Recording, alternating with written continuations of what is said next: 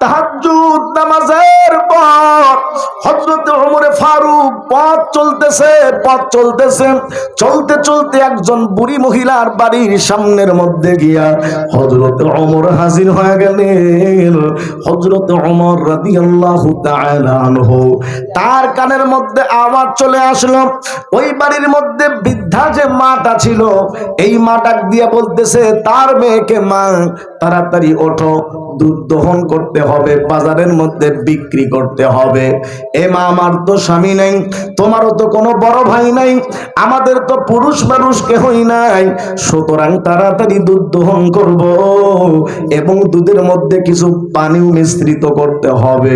যদি পানি মিশ্রিত করি তাহলে দুধ বেশি হবে, বাজারের মধ্যে বেশি দামে আমরা বিক্রি করতে পারবো। অমনি মেয়েটা ডাক দিয়া বলতেছে, মা, ও মা, তুমি কি জানো না ওমর ফারুক দেশের মধ্যে আইন করে দিয়েছে, ওমর ফারুক দেশের মধ্যে আইন করেছে পণ্যের মধ্যে কোনো ভেজাল দেওয়া যাবে না। পণ্যের মধ্যে যদি ভেজাল দাও মা, ওমরের কানের মধ্যে যদি যায় তাহলে কিন্তু অবস্থা খারাপ হয়ে যাবে। অমনি মেয়েটা ডাক দিয়া বলে, মা, ও মা, ওমর যদি না দেখে কিন্তু তোমার আল্লাহ, আমার আল্লাহ, ওই ওমরের আল্লাহ তো দেখতেছে আমরা পণ্যের মধ্যে ভেজাল দিতেছি। এজন্য মা, পণ্যের মধ্যে ভেজাল দেওয়া যাবে না, দুধ কম হলে কম দামে আমরা বিক্রি করব। জোরে বলেন তো, এই মেয়ের দিলের মধ্যে কার ভয়?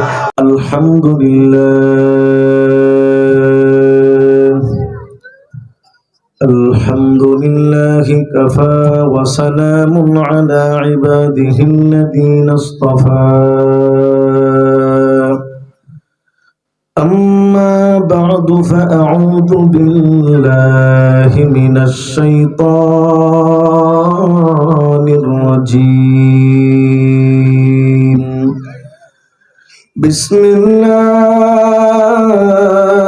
বিসমিল্লাহির রাহমানির রহিম।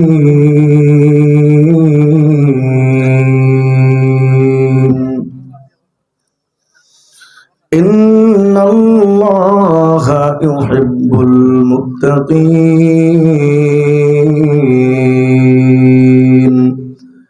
সাদাকাল্লাহু মাওলানাল আযীম। আল্লাহুম্মা সাল্লি আলা সাইয়্যিদিনা মুহাম্মাদিন নাবিয়্যিল উম্মি ওয়া আলা আলিহি ওয়া সাল্লিম তাসলিমা। আল্লাহুম্মা সাল্লি আলা রূহি মুহাম্মাদিন ফিল আরওয়াহ ওয়া আলা জাসাদি মুহাম্মাদিন ফিল আজসাদ ওয়া আলা কলবি মুহাম্মাদিন ফিল কুলুব ওয়া আলা কবরি মুহাম্মাদিন ফিল কুবুর। একটু মহব্বতের সঙ্গে জিকির করছি সবাই, লা ইলাহা ইল্লাল্লাহ, লা ইলাহা ইল্লাল্লাহ। গাইবান্দার ভাইরা, আল্লাহর জিকির করতে কি আমাদের কষ্ট হয়? একটু আওয়াজ দিতে হবে সবাইকে, কষ্ট করে, কষ্ট হয়? তাহলে মালিকের জিকির একটু গলার আওয়াজ উঁচু করে সবাই বলছি, লা ইলাহা ইল্লাল্লাহ। जर से हरदम बगुयाद अल्लाह नगुयाद टुन टुना टुन टुन टू टू। जर से हरदम बगुयाद अल्लाह नगुयाद टुन टुना टुन टुन टू टू। बज़ाहिर सा मैं आयत के टूटू के दौर माना बगुयादन्नहु ला इलाहा इल्लल्लाह। सबाई ला इलाहा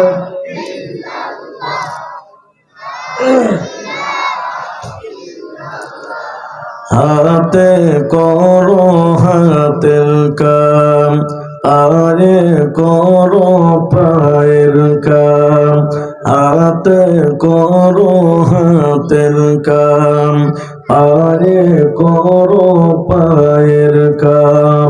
জবানে শুধু বলো হে মুমিন, জবানে শুধু বলো হে মুমিন, আল্লাহ পাকের জাতি নাম। জোরে লা ইলাহা ইল্লাল্লাহ, সবাই লা ইলাহা।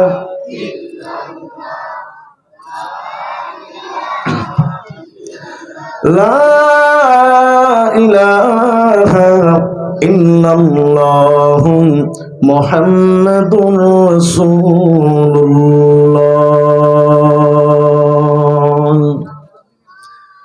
الحمد لمن قدر خيرا وخبلا، والشكر لمن صور حسنا وجمالا. الحمد لمن قدر خيرا وخبلا، والشكر لمن صور حسنا وجمالا.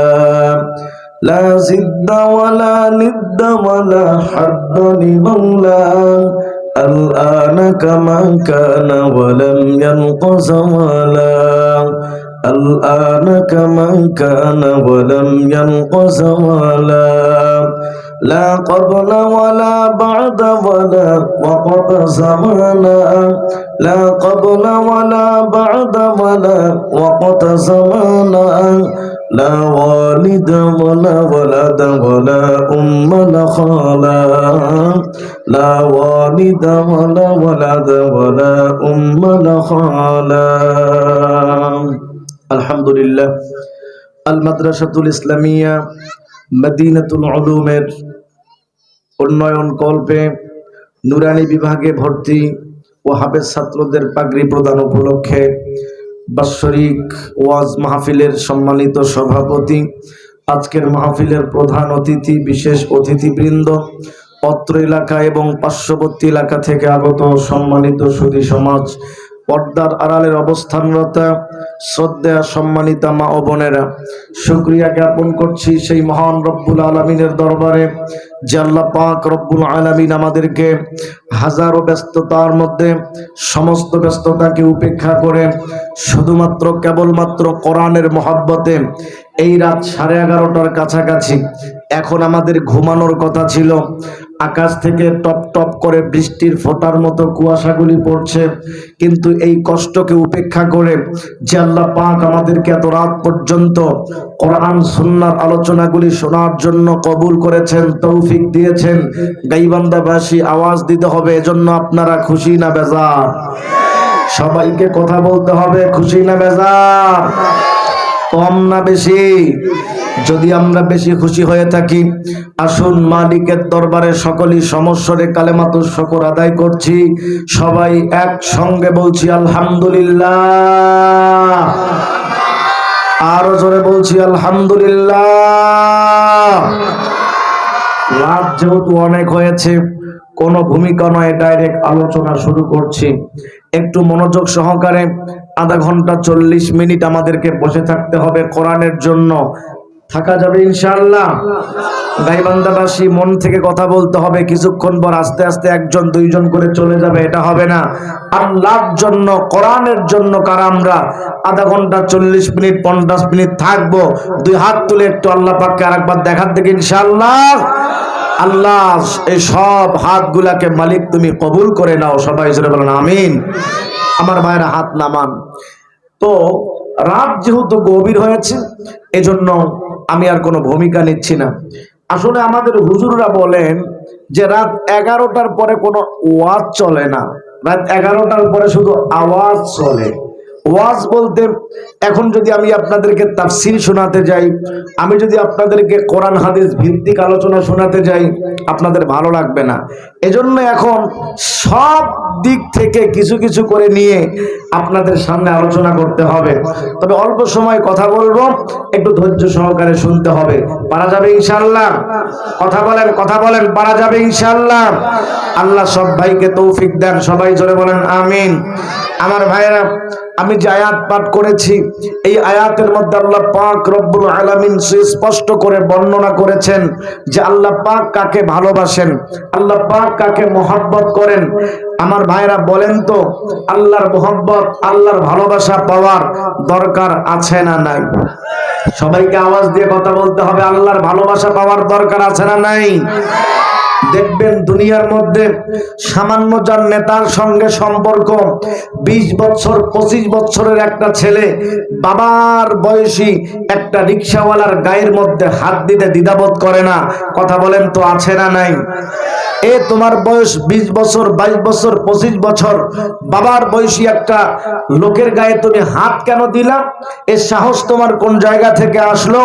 পিছনে তাকালে দেখা যায় যে ওর নেতার সঙ্গে সম্পর্ক আছে, নেতার গরমের কারণে ওই ছেলের ভিতর গরম ঢুকে গেছে। কথা বলেন ঠিক কি না? সুতরাং সামান্য দুনিয়ার এই নেতার সঙ্গে সম্পর্ক থাকার কারণে যদি এই ছেলের মধ্যে এত পাওয়ার চলে আসে, হিট চলে আসে, ওর কোনো টেনশন না থাকে, আমার যদি কিছু হয় নেতা সব সামলিয়ে নিবে।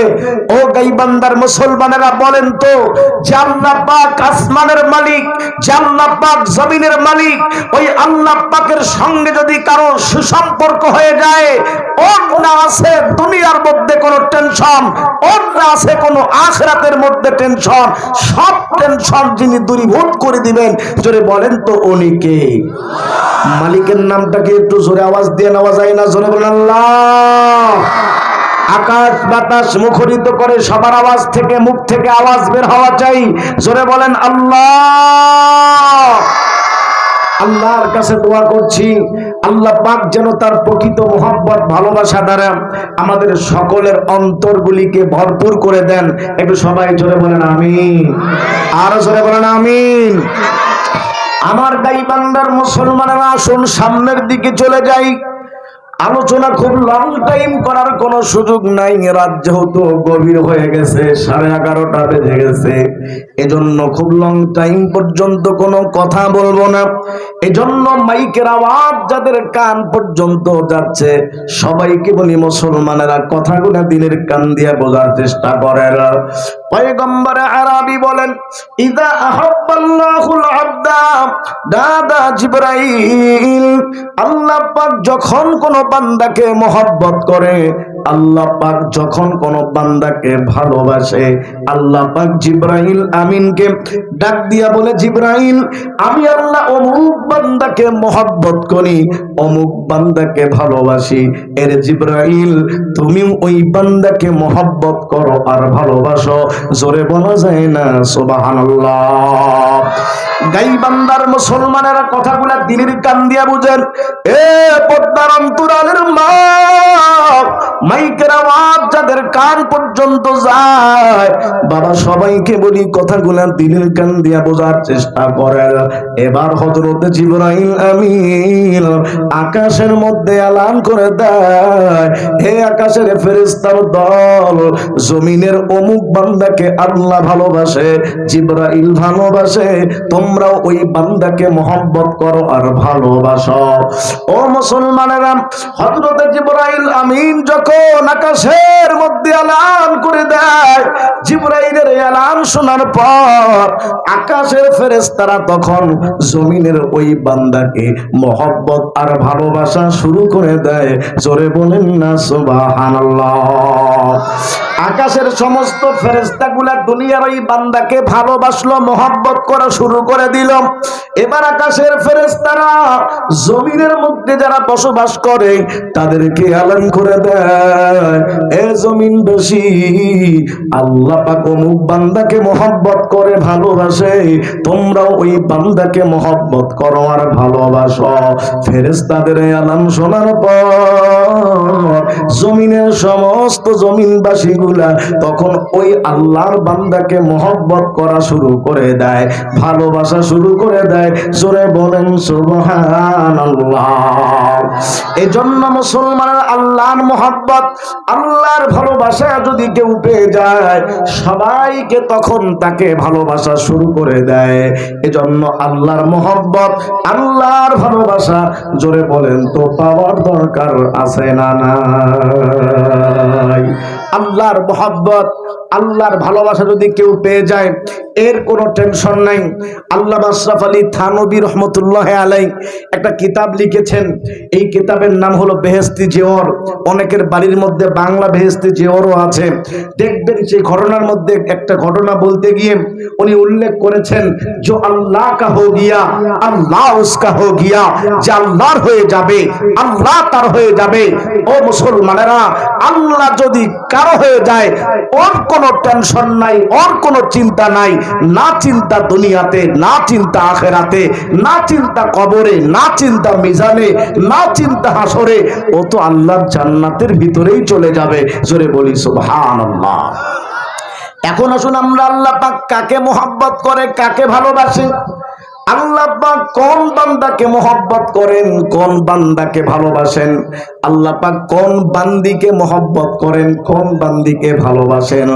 আল্লাহ পাক আয়াতের মধ্যে বলেন, ইন্নাল্লাহা ইউহিব্বুল মুত্তাকিন। আল্লাহ পাক বলছেন, নিশ্চয়ই আল্লাহ পাক মুত্তাকিন যারা, খোদা ভীরু যারা, যারা আল্লাহ পাককে ভয় করে, আল্লাহ পাক তাদেরকেই ভালোবাসেন। জোরে বলেন সুবহানাল্লাহ। আমার ভাইরা, এই মুত্তাকি, এই তাকওয়া মানে হলো আল্লাহর ভয়। তাকওয়া মানে হলো আল্লাহর ভয়।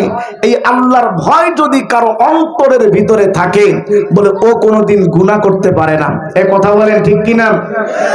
যদি কোনো ছেলে তার ভিতরে যদি বাবার ভয় থাকে, এই ছেলে কোনোদিন বাবার সামনে অপরাধ করতে পারে না। কথা বলেন ঠিক কিনা? কোন ছাত্র যদি উস্তাদকে ভয় করে, এই ছাত্র কোনোদিন উস্তাদের সামনে এরকম ভাবে বেয়াদবি অপরাধ করতে পারে না। কথা বলেন ঠিক কিনা? সুতরাং যেই ছেলে বাবাকে ভয় করলো, এই ছেলে প্রকৃত বাবাকে ভয় করার কারণে বাবার সামনে অপরাধ করতে পারে না। যদি কোনো ছাত্র প্রকৃতপক্ষে উস্তাদকে ভয় করে, ওই ছাত্র যেরকম উস্তাদকে সামনে বেয়াদবি করতে পারে না, অপরাধ করতে পারে না। ও গাইবান্দার মুসলমানেরা, সুতরাং যেই বান্দা প্রকৃত মালিককে ভয় করবে, আমি যে অবস্থায় আছি মালিক তো আমাকে দেখতেছে, ও কোনোদিন দুর্নীতি করতে পারে না, ও কোনোদিন অবৈধ কাজ করতে পারে না, ও কোনোদিন চুরি আর বাটপারি করতে পারে না। কথা বলেন ঠিক কিনা? এজন্য তাকওয়া, এটা হলো আল্লাহর ভয়। রাসূল করিম সাল্লাল্লাহু আলাইহি ওয়াসাল্লাম এমন একটা সমাজ উপহার দিয়েছিলেন, আপনারা সকলে ইতিহাস জানি। বহুক্ষণ পর্যন্ত বহু বক্তাদের মুখ থেকে আপনারা আলোচনা শুনেছেন, সেদিকে আমি আর যেতে চাই না। আমার রাসূল সাল্লাল্লাহু আলাইহি ওয়াসাল্লাম এমন একটা সমাজ উপহার দিলেন, লোকদেরকে এমন একটা সমাজ উপহার দিয়ে দিলেন, কি অবস্থা হয়ে গেল? হযরত আবু বকরের জামানা শেষ, ওমরের জামানা শেষ, ওসমানের জামানা শেষ, আলীর জামানা শেষ, ইসলামের পঞ্চম খলিফা হযরতে ওমর ইবনে আব্দুল আজিজ রহমতুল্লাহ আলাই, সুবহানাল্লাহ, একটু জোরে বলেন। এই ওমর ইবনে আব্দুল আজিজের জামানায় কি হয়ে গেল দেখেন। আল্লাহর ভয় কাকে বলে? হযরত ওমর তেমন একজন খলিফা ছিলেন, এমন একজন রাষ্ট্রনায়ক ছিলেন, যিনি রাত্রি জেগে জেগে দেশের লোকেরা কোন অবস্থার মধ্যে আছে এইগুলি তিনি দেখাশোনা করতেন। সুবহানাল্লাহ, একটু জোরে বলেন। আমার দেশের নেতার মতো তো হযরত ওমরে ফারুক নয়। ও মুসলমানেরা, আমার দেশের নেতারা রাত যখন হয়ে যায়, এরা নাইট ক্লাবের মধ্যে সময় দেয়, এরা গান বাজনার মধ্যে সময় দেয়, এরা ডান্স করতে করতে, মদ পান করতে করতে রাত্রি কাটায় দেয়। কিন্তু হযরতে ওমরে ফারুক এমন একজন নেতা ছিলেন, তিনি রাত্রিবেলা আল্লাহর দরবারে কান্নাকাটি করে করে রাত্রিটা কাটিয়ে দিয়েছেন। বলি সুবহানাল্লাহ। তাহাজ্জুদ নামাজ পড়ল হযরতে ওমরে ফারুক। তাহাজ্জুদ নামাজের পর হযরতে ওমরে ফারুক পথ চলতেছে, চলতে চলতে একজন বুড়ি মহিলার বাড়ির সামনের মধ্যে গিয়া হযরত ওমর হাজির হয়ে গেলেন। হযরত ওমর রাদিয়াল্লাহু তাআলা আনহু তার কানের মধ্যে আওয়াজ চলে আসলো। ওই বাড়ির মধ্যে বৃদ্ধা যে মাটা ছিল, এই মাটা দিয়ে বলতেছে তার মেয়েকে, মা তাড়াতাড়ি ওঠো, দুধ দহন করতে হবে, বাজারের মধ্যে বিক্রি করতে হবে। এ মা, আমার তো স্বামী নেই, তোমারও তো কোনো বড় ভাই নাই, আমাদের তো পুরুষ মানুষ কেহই নাই, সুতরাং তাড়াতাড়ি দুধ দহন করব এবং দুধের মধ্যে কিছু পানিও মিশ্রিত করতে হবে। যদি পানি মিশ্রিত করি তাহলে দুধ বেশি হবে, বাজারের মধ্যে বেশি দামে আমরা বিক্রি করতে পারবো। অমনি মেয়েটা ডাক দিয়া বলতেছে, মা, ও মা, তুমি কি জানো না ওমরে ফারুক দেশের মধ্যে আইন করে দিয়েছে, ওমরে ফারুক দেশের মধ্যে আইন করেছে পণ্যের মধ্যে কোনো ভেজাল দেওয়া যাবে না। পণ্যের মধ্যে যদি ভেজাল দাও মা, ওমরের কানের মধ্যে যদি যায় তাহলে কিন্তু অবস্থা খারাপ হয়ে যাবে। অমনি মেয়েটা ডাক দিয়া বলে, মা, ও মা, ওমর যদি না দেখে কিন্তু তোমার আল্লাহ, আমার আল্লাহ, ওই ওমরের আল্লাহ তো দেখতেছে আমরা পণ্যের মধ্যে ভেজাল দিতেছি। এজন্য মা, পণ্যের মধ্যে ভেজাল দেওয়া যাবে না, দুধ কম হলে কম দামে আমরা বিক্রি করব। জোরে বলেন তো, এই মেয়ের দিলের মধ্যে কার ভয়? আরো জোরে বলেন, কার ভয়? ও মুসলমান, কারো দিলের মধ্যে যদি প্রকৃত আল্লাহর ভয় থাকে, এ কোনোদিন গুনাহ করতে পারে না, এ কোনোদিন মিথ্যা কথা বলবে না, এ কোনোদিন জিনা করবে না, এ কোনোদিন চুরি করবে না, এ কোনোদিন বাটপারি করবে না, এ কোনোদিন নামাজ ছাড়বে না। আমার কোন মা বোনদের দিলের ভিতরে যদি আল্লাহর ভয় থাকে, ওই মা বোনেরা কোনোদিন পর্দা ছাড়া রাস্তার মধ্যে বের হবে না। কথা বলেন ঠিক কিনা? এই জন্য আল্লাহর ভয় অন্তরের ভিতরে রাখতে হবে। হযরত ওমর ফারুক সব কথাগুলো শুনলেন। হযরত ওমর বাড়ির মধ্যে চলে গেলেন। বাড়ির মধ্যে যাওয়ার পর তার বিবিকে ডাক দিয়া বলে, বিবি আমার, এ বিবি, তোমার কাছে একটা প্রস্তাব করতে চাই। বিবি ডাক দিয়া বলে, স্বামী আপনি কি প্রস্তাব করতে চান? বলে, বিবি আমার ছেলে যে আব্দুল্লাহ আছে, আব্দুল্লাহর জন্য আমি একটা মেয়ের ব্যবস্থা করেছি, একটা মেয়ের সন্ধান পাইছি। ও বিবি, তুমি যদি রাজি থাকো, ওই মেয়ের সঙ্গে আমি আমার ছেলে আব্দুল্লাহর বিবাহ দিয়ে দিব। জোরে বলা যায় না সুবহানাল্লাহ? এ পর্দার অন্তরালের মা, এলাকার যুবক ভাই, লক্ষ্মীপুরের মুসলমান, এ বেড়াডাঙ্গার মুসলমান, রামভদ্রের মুসলমানেরা, এ পর্দার অন্তরালের মা, মাইকের আওয়াজ যাদের কান পর্যন্ত যায়, বাবা কথাগুলো দিলের কান দিয়া বুঝো। রাত অনেক হয়ে গেছে, গভীর রাত পর্যন্ত আলোচনা করার কোনো ইচ্ছাও নাই, সময়ও নাই। তবে মুসলমান, কথাগুলো যদি দিলের কান দিয়া বুঝতে পারো, আশা করা যায় প্রকৃত আল্লাহর ভয় যদি কারো অন্তরে ঢুকে, ওর আর কোনো সামনে কোনো সমস্যা হবে না। দেখেন, হযরত ওমরে ফারুক যখন তার বিবিকে বললেন আমার ছেলেকে বিবাহ দিতে চাই, অমনি হযরত ওমরের বিবি ডাক দিয়া বলে, স্বামী আমার, আপনি হলেন অর্ধ পৃথিবীর বাদশাহ হযরত ওমর। বলি সুবহানাল্লাহ। শুধু কি বাংলাদেশের মতো একটা জায়গার উনি কি বাদশাহ? শুধু কি আমেরিকার বাদশাহ? শুধু কি উনি রাশিয়া আর এই ইন্ডিয়ার বাদশাহ? বলেছে না, অর্ধ পৃথিবীর বাদশাহ হযরত ওমরে ফারুক। জোরে বলেন না সুবহানাল্লাহ। অর্ধ পৃথিবীর বাদশাহ হযরত ওমরে ফারুক। দেখেন তার মেয়েকে কার সঙ্গে বিবাহ দিচ্ছে ওমর। মেয়ে বলতেছে, স্বামী আমার তো মনে হয় আপনি অর্ধ পৃথিবীর বাদশাহ, আপনার ছেলের বিবাহ দিবেন যেমন তেমন কোন মেয়ের সঙ্গে না। মনে হয় মেয়ের বাবার অনেক টাকা পয়সা আছে, অনেক টাকার মালিক, অট্টালিকার মালিক। হযরত ওমর বলে, বিবি না রে, আমি যেই মেয়েটার সঙ্গে বিবাহ দিতে চাই ছেলেটার, ওই মেয়ের বাড়ির যে অবস্থা দেখেছি, কন্ডিশন আমি দেখেছি, 1 ঘন্টা পর্যন্ত যদি বৃষ্টি পড়ে, ওর বাড়ির মধ্যে, ওর মেজের মধ্যে বৃষ্টি পড়ে যাবে। সনের চাল, গরিব মানুষ, অসহায় মানুষ।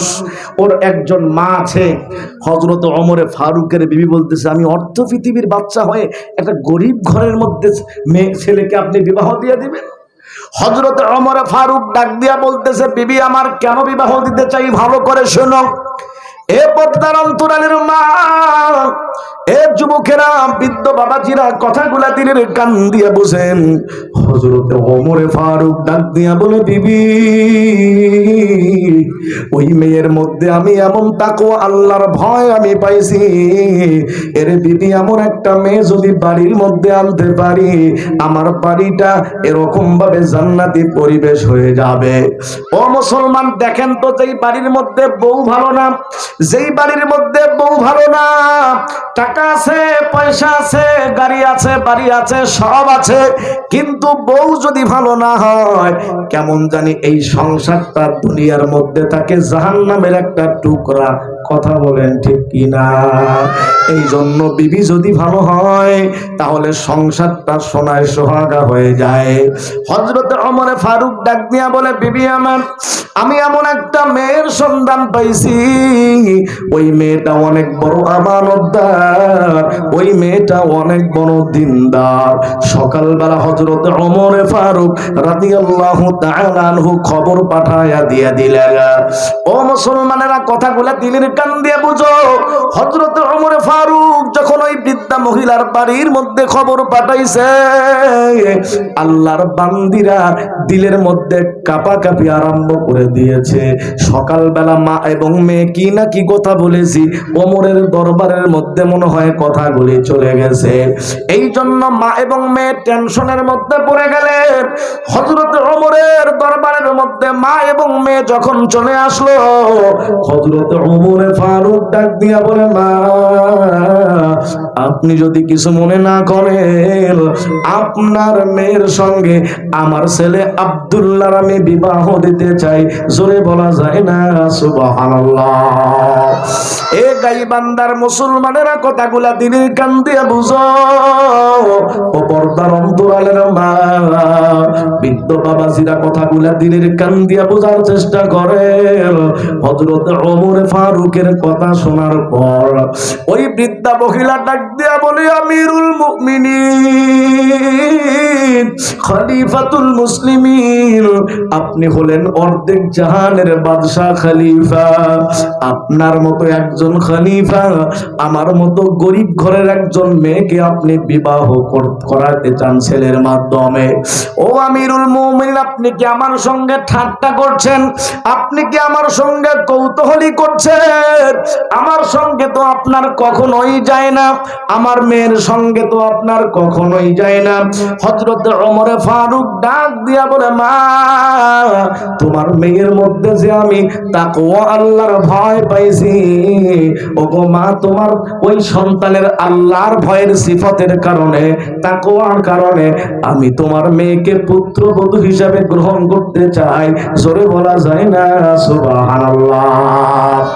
এ পদ্মার অন্তরালের মা, কথাগুলা দিনের কান দিয়ে বুঝে। ও পদ্মার অন্তরালের মা, দেখেন আল্লাহর বান্দির কি অবস্থা। এই জন্য মা যদি ভালো হয়, সন্তান ভালো হয়, গাছ যদি ভালো হয়, ফল ভালো হয়। এই জন্য ভালো মায়ের পেট থেকেই তো আল্লাহ পাক রব্বুল আলামিন ভালো ভালো সন্তানদেরকে দুনিয়ার মধ্যে পাঠান। জোরে বলেন না সুবহানাল্লাহ? এই হযরত ওমর ফারুক রাদিয়াল্লাহু তাআলা আনহু তার পুত্রবধূ এই মেয়েটার সঙ্গে যে বিবাহ দিয়ে দিলেন। ও মুসলমান, আপনারা জানবেন, পঞ্চম খলিফা হইল হযরত ওমর ইবনে আব্দুল আজিজ। তিনি এমন একজন খলিফা ছিলেন, হযরত ওমর ইবনে আব্দুল আজিজের সময়ে বাঘ এবং ছাগল একই ঘাটের মধ্যে পানি পান করেছে, একটা আর একটার উপর আক্রমণ করার সাহস পায় নাই। চিৎকার দিয়ে বলেন না সুবহানাল্লাহ? দেখেন ইসলামী খেলাফতগুলির অবস্থা কেমন ছিল, ইসলামী খেলাফতগুলির অবস্থা কেমন ছিল। হযরত ওমর ইবনে আব্দুল আজিজের জামানা, ওই আমার আগেও মনে হয় একজন বক্তা একটু টাচ দিয়েছিল আপনাদেরকে। এই চার খলিফা যেতে না যেতেই পঞ্চম খলিফা ওমর ইবনে আব্দুল আজিজ যখন ক্ষমতার মধ্যে চলে আসলেন, দেশের মধ্যে আর দুর্নীতি থাকলো না, দুর্নীতি মুক্ত দেশ হয়ে গেল। জোরে বলেন না সুবহানাল্লাহ। কেমন দুর্নীতি মুক্ত দেশ মুসলমানেরা? যাকাতের টাকা নেবে, এরকম যাকাতের টাকা নেওয়ার মতো লোক খুঁজে পাওয়া যাচ্ছিল না। আল্লাহর একজন বান্দা 3 দিন পর্যন্ত বস্তার মধ্যে টাকা নিয়ে ঘুরে বেড়াইতেছে, দান করবে, যাকাতের টাকা নেওয়ার মতো লোক খুঁজে পায় না। পর্যন্ত তিনি যখন এক পর্যায়ে যখন ক্লান্ত হয়ে পড়লেন, বিশ্রাম নেওয়ার জন্য বসেছেন, উনি চোখ খুলে দেখে আল্লাহর একজন বান্দা দেখা যাচ্ছে, পিঠের মধ্যে সালার চট দেখা যায়, চুলগুলা এলোমেলো, গরিব অসহায় দারিদ্রের মতো মনে হচ্ছে। উনি অনেক আনন্দিত হয়ে গেলেন, এই তো একজন ভিক্ষুকের খবর পেয়েছি, এই তো একজন দারিদ্রের আমি খবর পাইলাম, আমার সামনে বসে আছে। আল্লাহর বান্দা মনে করলেন যাকাতের টাকাগুলো দিতে পারলেই তো আমি মুক্ত হয়ে যাই। টাকাগুলা নিয়ে ওই আল্লাহর বান্দার কাছে গেছে, গিয়ে বলতেছে ভাইজান আমাকে একটু মুক্ত করেন। বলে কি মুক্ত করব? বলে এই যাকাতের টাকাগুলা নিয়ে 3 দিন পর্যন্ত আমি ঘুরে বেড়াচ্ছিলাম, কিন্তু আমি কাকে দিব খুঁজে পাচ্ছিলাম না, আপনাকে আমি পেয়েছি। আপনি তো মনে হয় গরিব অসহায় দারিদ্র, চেহারা দেখে তো এমনই মনে হচ্ছে। ডাক দিয়ে বলতেছে সাবধান, কি মনে করো?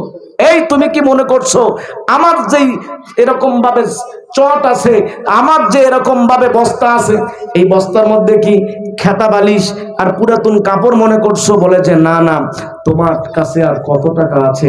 তোমার চাইতে 3 গুণ টাকা আমার বস্তার মধ্যে আরো বেশি আছে। 7 দিন পর্যন্ত ঘুরে বেড়াচ্ছি, একজন আল্লাহর বান্দাকে পাচ্ছি না, কাকে দেব? আমি টেনশনের মধ্যে পড়ে গেছি। জোরে বলা যায় না সুবহানাল্লাহ। দুর্নীতিমুক্ত দেশ কাকে বলে মুসলমানেরা? দুর্নীতিমুক্ত দেশ কাকে বলে? ওই সময় কি অসহায় লোক ছিল না? কথা বলেন, অসহায় লোক ছিল না? কিন্তু ছিল, তারপরেও যাকাত নেওয়ার মতো লোক খুঁজে পাওয়া ছিল না। কেন? সকলেই সন্দেহভাজন জিনিস থেকে নিজেকে হেফাজত রাখতো, যে না এটা আমাকে না খেলেই মনে হয় ভালো হয়, এজন্য নিজেকে হেফাজত রেখেছে। যাকাত নেওয়ার মতো লোক খুঁজে পাওয়া যাচ্ছিল না, এমন দুর্নীতি মুক্ত দেশ একটা উপহার দিয়েছিলেন। জোরে বলেন না সুবহানাল্লাহ।